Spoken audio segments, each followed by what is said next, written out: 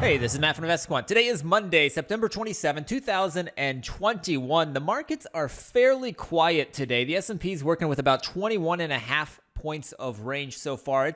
The S&P is this top left chart, and we do have some different patterns taking place. We'll be paying attention to specifically the one here in the S&P today. And this pattern is an inside day that we've got forming. So this morning we gapped down within the prior day range, a quick test lower followed by a test higher, and we have pulled back and kind of consolidated. So we have a lower daily high, we have a higher daily low. We're currently trading above the open but below the prior session close. So that is exactly the pattern that we'll be looking at this afternoon in Discover. Let me go ahead and get it set up. I'm going to add all four instruments.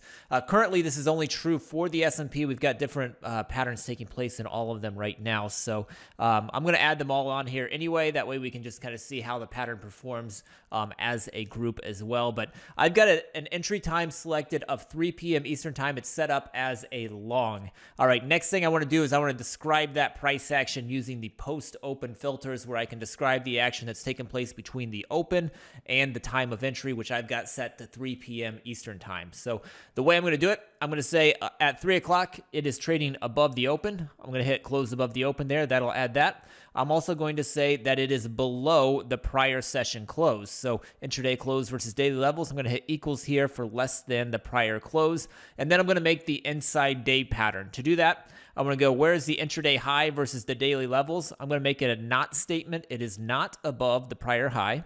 And then the low, it is above the prior low. So to do that, need to hit the minus sign here, a not statement for it. It's not below the prior day low. If it's not below, then that means it is above.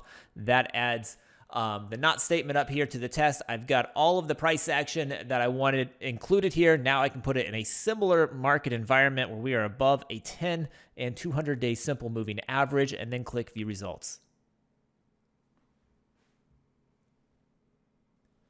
All right, here we go. These are the results based upon entering the market long at 3 p.m. Eastern time, exiting at 4:15 p.m. Eastern time. When at 3 o'clock you have an inside day that is forming, you're trading above the open but below the prior day closing price. This is taking place in a bullish market environment, which I've described as above a 10 and 200-day simple moving average. Historically, the S&P has 74 samples, the NASDAQ has 50, the Dow 65, the Russell only 30. If we look at the win rates on these, the S&P is coming in at 58% of these have closed higher than that 3 p.m. price.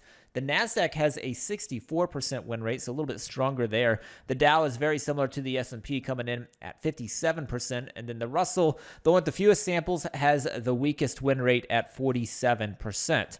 If we look at the average moves, they are very similar.